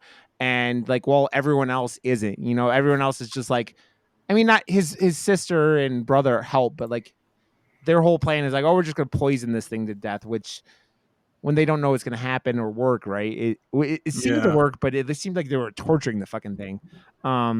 So I was really impressed that he sits there and does this, and like he fights him off with he ends up like impaling it with a a street like a traffic sign. pole. Yeah. He just got monster strong. Yeah. Well, and broke a fucking pole. we talked about it earlier that the homeless guy lights the thing on, like pours gasoline on it, and the sister uses her bow to light it on fire with like it looked like a marshmallow. I don't think it was a marshmallow, but it looked like a marshmallow. And to light, I think it was supposed to be the rag, right? Yeah, it's like a rag, but yeah, they're stuffing it, and then they put the rag over it like a ball. Yeah. Cocktail. And she shoots it right in the fucking eyeball, and love it. Sets it on fire, and then it's trying to run into the ocean, and he the main character steps out in front of it and just impales it. That's like very like reminds me of like 300 or something like that. You know, like just letting it own momentum impale it. And this is where they pull like they'd been trying to stop everyone from shooting it because he thought that since his daughter wasn't there, he had taken her, or it might have taken her, right? And so he kills it, and then he sees his daughter's hand, like you were talking about, and pulls them out. And this is the scene that's heartbreaking because they pull, besides the father dying, and they pull her out, and she's not breathing, but she had saved the little boy that had been in the hole with them the whole time. And you're like, oh man. And you just, like you were saying, Tom, you just keep wanting them to go, oh, okay. Oh she's man, breathing. Because you're so programmed that movies aren't going to let the little girl die. Yeah. Like, you know what I mean? So it's like the fact that they did, and it took so long. Yeah. Like, so much is going on, and you're like, she's going to like cough and wake up and, gasp for air or whatever it's going to be. It's going to happen. Yep. And then it just never does. You're like, nope. And it's so impactful because you're like, this whole movie has been about this whole family, like, going, we don't care if we get in trouble, we don't care for whatever, that they're going to fucking save this little girl. That's what you're saying, Michelle, about like they're willing to give up everything they have, and their father dies to save this little girl, and she gives up her life or sacrifice. I mean, I don't know if she sacrifices herself so that the little girl she does can survive. She's a fucking hero, man. She's badass. She is. And the little boy ends up breathing, and then they cut to like the future. And I like a couple things, like they the main character who had these blonde highlights the whole movie does it. They're all cut out of it. They like make fun of him too. They're like Blondie this and Blondie that, busting his balls. And they're like, oh, okay. But you cut to the shop again in the wintertime, and it's just the dude sitting there with the little kid. And like he's like taking him in as like his family now. Like I don't know, not replaced. It's almost like he grew up after this whole ordeal. He was the fuck up in the family, always messing up. Yeah. And just kind of the embarrassment. And then he grew up after all that. And like it is interesting too, because it's like kind of, to me, when I see that, like, and I unpack it, I'm like, man, that's basically just the definition of parenthood, isn't it? Like we try so hard to be good. Yeah.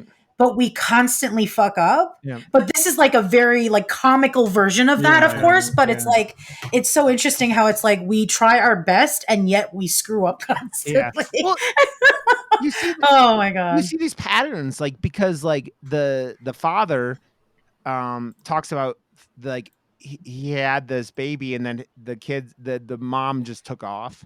And then the same thing happens with the son. The son has a daughter, and her mom took off.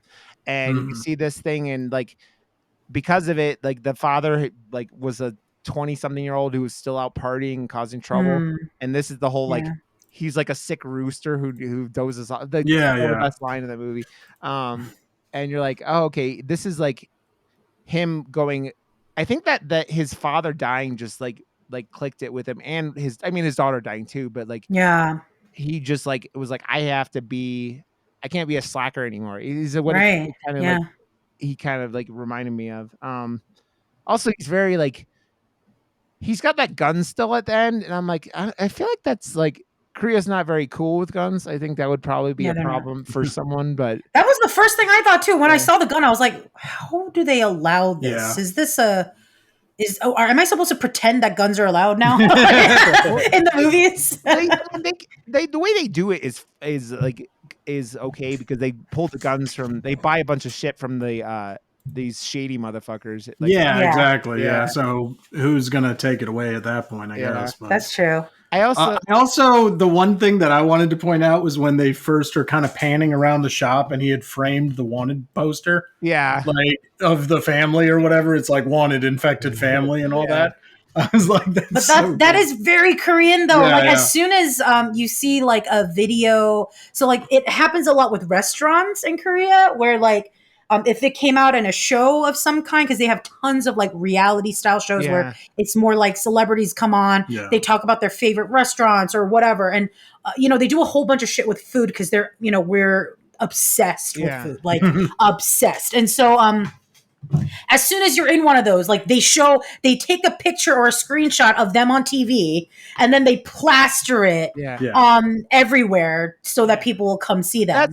That's what in like when they're showing them on the news earlier in the movie, he's like, "Can we record this?" Like he's all excited. They're like, it's the wanted shit. It's like, it's like, oh my God. I mean, America's like that too. Like it's like very if you're like on TV for something, especially like lower, whatever, like income kind of people, they're like, oh, they're gonna show up on TV. Oh my God, we got to, even though we're being like pursued by the law or whatever, So man, this movie is, I think this is pretty early on in the director's career, like Bong Joon-ho's career, right? And so like I think we saw so this is his 1, 2, I'm trying to. Let me look in the director credits.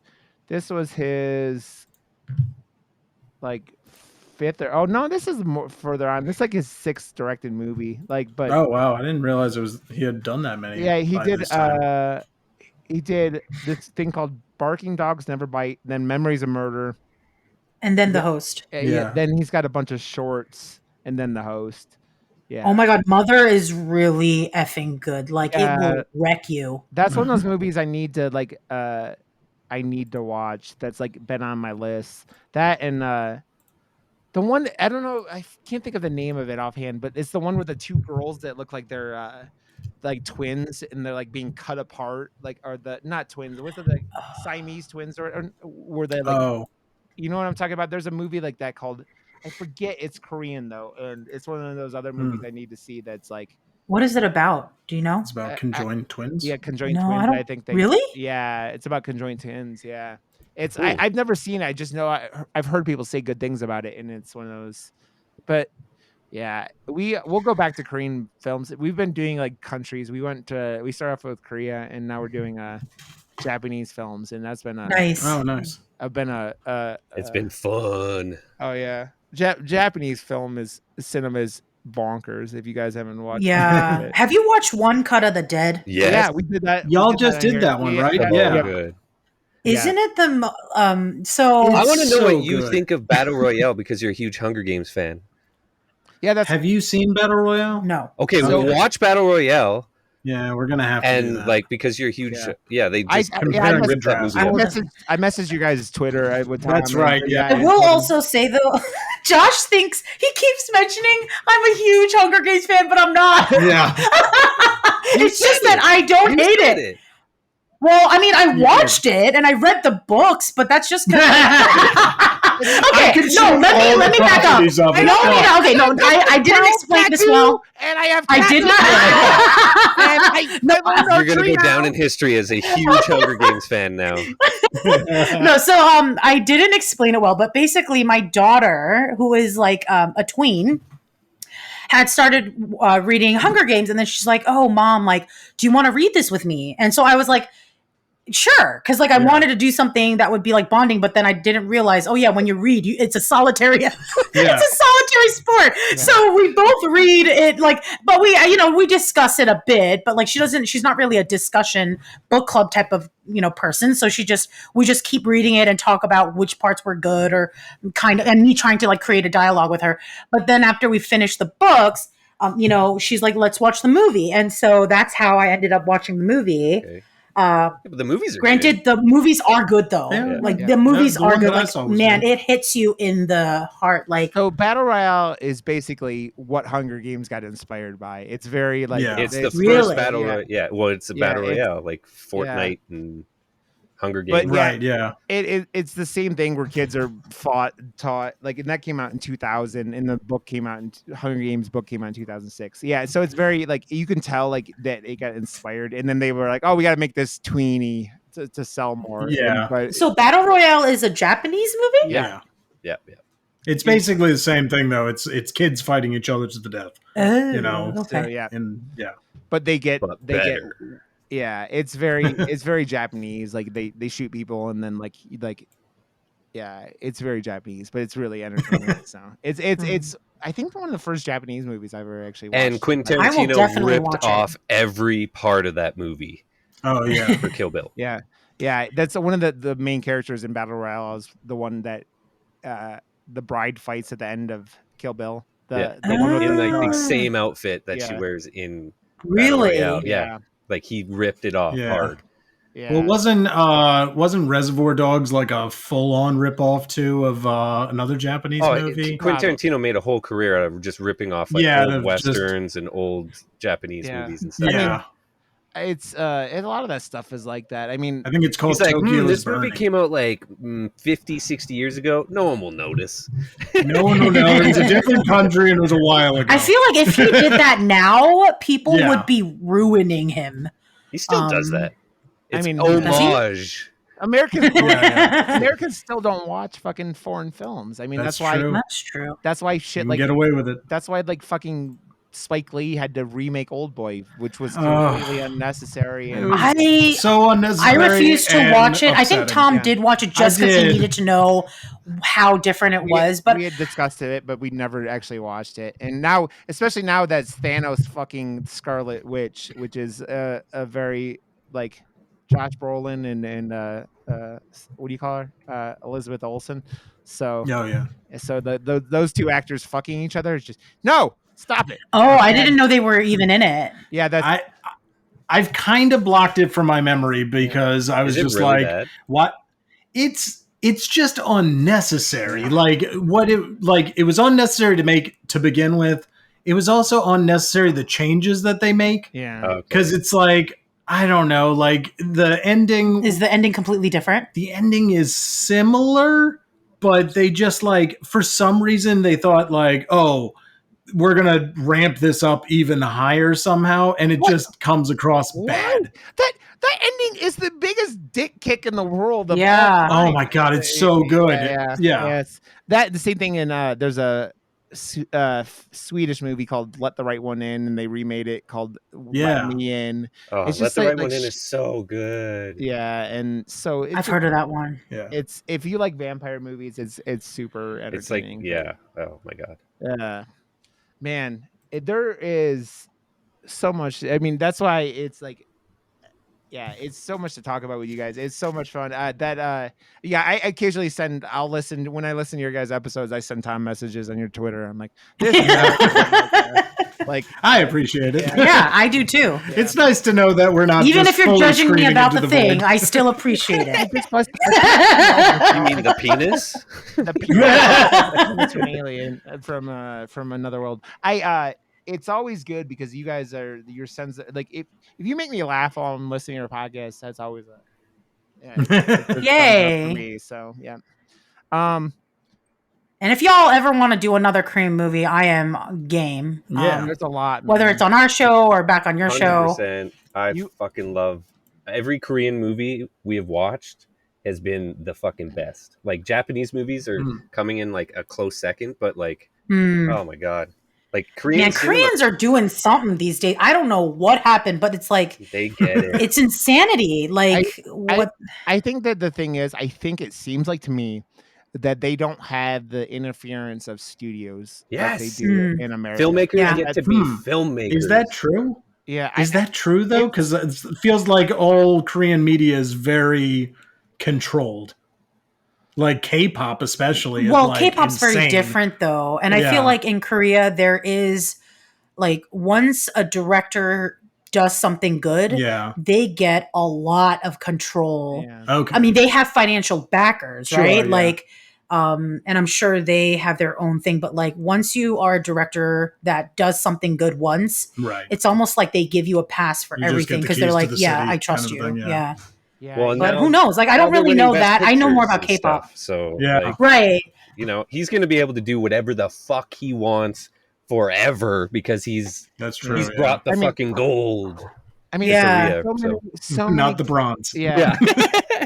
So many good like foreign films that they like don't even like they never even considered. That just shows you how important Parasite is. And Parasite's another like social message thing that like that one's a little more heavy-handed with it just because it's like the downtrodden people just being like so, downtrodden. So it's that very and that movie gets weird in the third act. I mean, that movie gets real weird in the third act, and I still love it. So that's what makes it great. Yeah, I love weird third acts. So, yeah, we're gonna let you guys before we wrap up here. Let's we're gonna you guys can plug all your stuff, but reminder: if you're interested, next week we are doing an episode about sky sharks.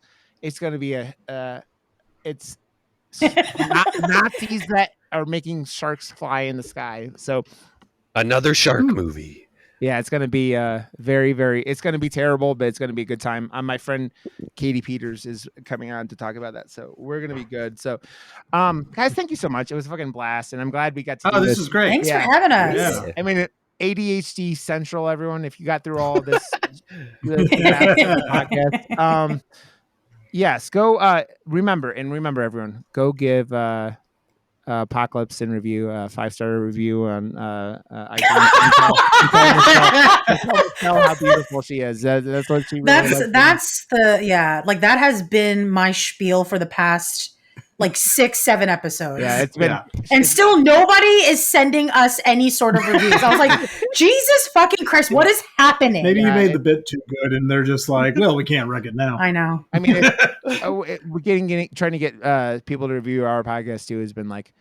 I just scream into the void sometimes. I scream into the void a lot these days. So I feel like they had more time during the quarantine because during that time we were getting reviews left and right. Yep. And then all of a sudden life opens back up and people are like, I don't have fucking time to write you a review. Gotta go out and eat barbecue. Like, what are you talking about? Priorities. Barbecue is always on top, okay? I can't argue with that. I want Korean barbecue now real bad. I want some Korean barbecue. Man, if you all ever come our way, we have some of the best I feel like East Coast and West Coast, like LA and then like East Coast, like we pretty much have the best Korean food. But there's this really good Korean barbecue place that I keep bringing all of my friends to. It's good. It's real good. It's all you can eat, which is the best part. Dude, all you can eat. You know the thing? I've only eaten Korean barbecue once. I was in California at the end of 2019. I went to BlizzCon, which we'll never do again. But and like we went with a Korean guy. He was like, "Oh, we got to like," and I guess they go every time BlizzCon was a thing. And I'm sitting there, and I'm like, the one thing I'm like, I don't know if some of this shit is cooked, but I'm gonna eat it anyways, and hopefully I don't have like pork worms or some shit like that because. Don't want. Oh no, Koreans are obsessed with overcooking pork. Yeah, they usually cook it. I know, but when you cook it yourself, far beyond. Like that kind of okay, I see what you're saying. Oh, there was nobody monitoring you. Usually, there is somebody there hawk-eyeing you as soon as you touch the prawn. In New York, you get slapped. Oh like, full on slapped if you reach for it. Tom and my dad both got slapped for moving they're cooking their own meat. The one I went to it was cook your own meat. They would just bring you like pans of shit. I feel like they do that more on the West Coast. Yeah, it was in California. The West Coast, California, they do full on. You cook it yourself. Yeah.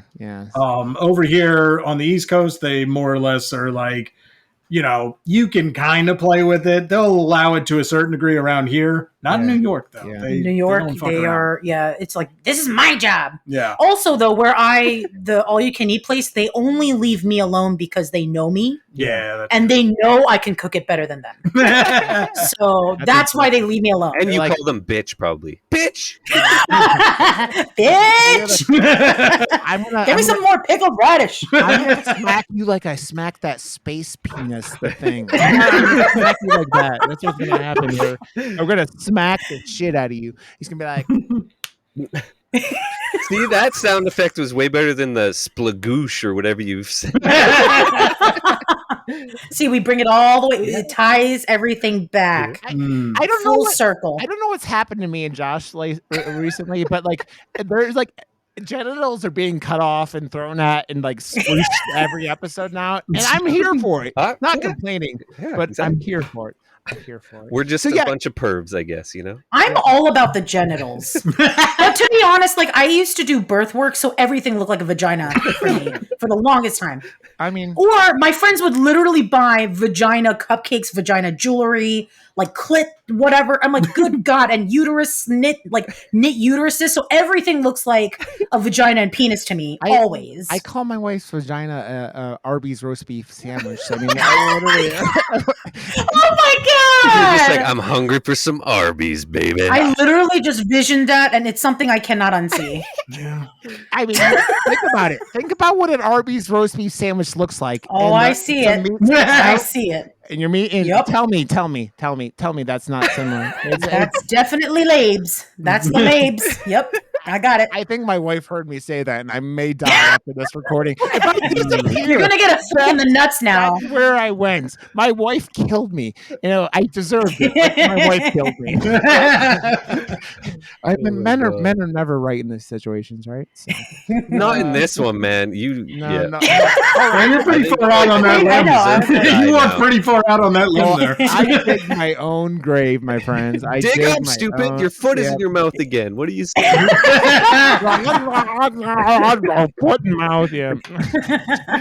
I'm here. I will suffer for my entertainment value. I swear to God. Okay, that's I put pigtails in my hair on my stream because my chat thinks it's funny. So here we are. So here. There you go.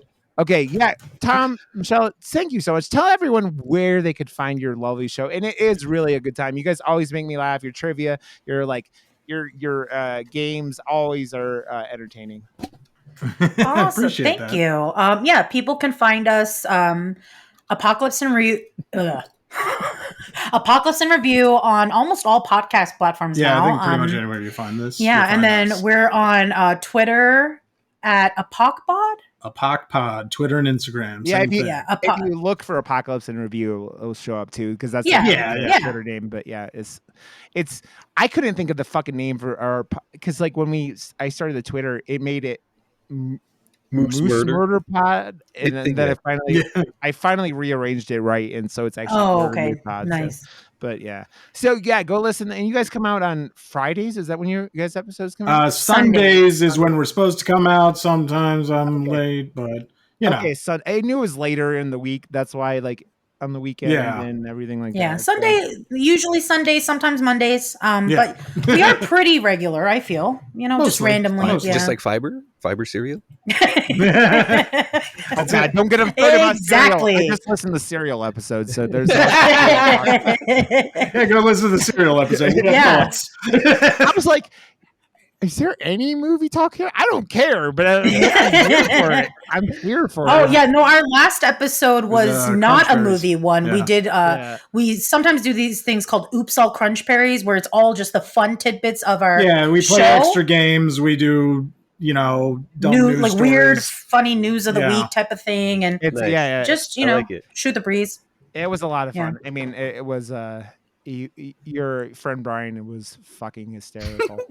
Yeah, he is the other love of my life. Yes. The overly super gay guys like him always just make me laugh when they embrace the way they are and just fucking hysterical about it. It's so and just has a good old time with it, right? So that's Okay. He's the best. Yeah, he seemed like a funny dude. So I have to go listen to the other episodes he's been on with you guys. So Oh yeah, Cloverfield and Us. He's been on. Yeah. Us. Yeah, he was in that too. So. man, I love Us. I got to go watch that movie again. I don't think I've seen it since I saw it in the theater. That movie's so fucking good. Yeah, it's so good. Did you see that the new Jordan Peele poster?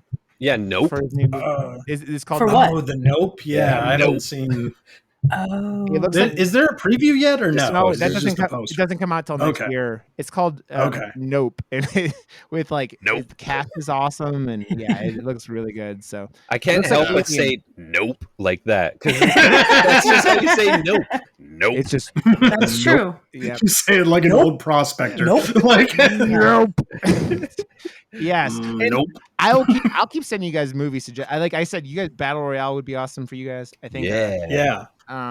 If you guys didn't do Snowpiercer, did you already said you did? We did. Yeah, we did do Snowpiercer. That one's awesome. An older There's one, so many good like it's so easy to do. I think you could do a end of the Armageddon apocalypse movie for pretty cheap. There's also some good I don't know if you've heard of them, Stakeland. There's 3 of them, but I don't know about the 2 and 3, but it's like a very apocalypse with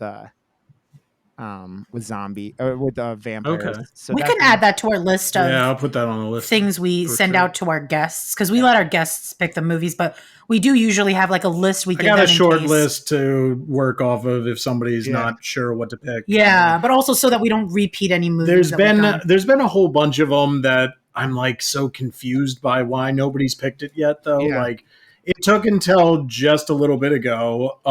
Like 2 episodes. Escape from New York though. Like that was the one that was like on the list since like we started the show. And Brian finally picked it, yeah, exactly. Yeah, like finally picked it, and like we're like, man, it took so long for what I'm trying to say is I am the basic bitch who loved The Rock, and I don't know why people aren't picking. Wasn't it so good though? Oh my god, that was one of my favorite movies growing up. You guys just did Demolition Man, and I fucking love Demolition Man. Yeah. The new Dread is fucking great, by the way. I don't know if you've seen that. Which one? Dread, the remake one. Oh yeah. Oh yeah, we did watch that one. Yep. Upgrade. I think the same guy's in it. Yeah. Really? Is that right? No, it's not Carl Urban. Oh no, no, that's a different guy. Yeah, but by the way, so there's an even newer version. Yeah, the one with it's Carl Urban's in it. The other one. Yeah, that's the one. Yeah, that's the one. Yeah, aren't they? I bashed that movie. You did bash that movie. I think we were just in a mood, though. Yeah. I was in a mood. You were in a mood. I was like the toddler who's like, "You're making me do this shit, and I don't like it." Like, that movie, I don't care if the movie was great. I didn't want to pee here, and so I'm going to shit on it. Yeah, I've done that to movies. Yeah. Had a bad I can literally spin. I back and go, I can spin it. You know what? Yeah. I said a lot of shit about. I think it was the stylist actually, because on a second watch, I'm like, man, I really wish. Well, no, the things that I had wrong with it, I think I said in the episode, but I feel like that movie needed more of a hug than I gave it. So I'll bring it up now. Which movie? The Stylist. Dread? It's The Stylist. Yeah. I'll describe it for you guys in a short summary.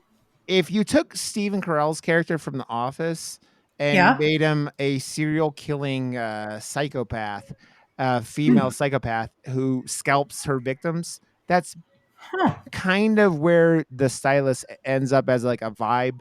Like it's a movie where I was like covering my eyes, not because cringe stuff. Yeah, it's very like so cringe stuff, that like the social stuff that that's like when someone doesn't know how to interact. The socially awkward stuff.